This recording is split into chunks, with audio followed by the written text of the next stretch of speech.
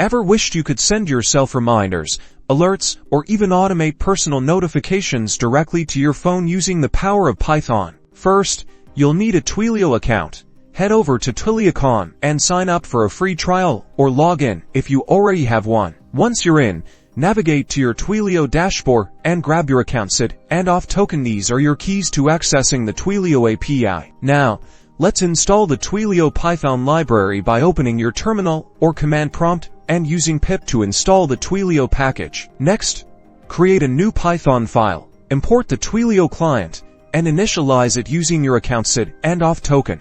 This creates a Twilio client object that we'll use to send messages. Then, use the client to create a new message, specifying your Twilio phone number as the from number, your own phone number as the to number, and the message body you want to send. Run your Python script, and boom, you should receive an SMS message on your phone, sent directly from your Python code. Now you can explore using this for automating reminders, getting server alerts, or even building a personal notification system.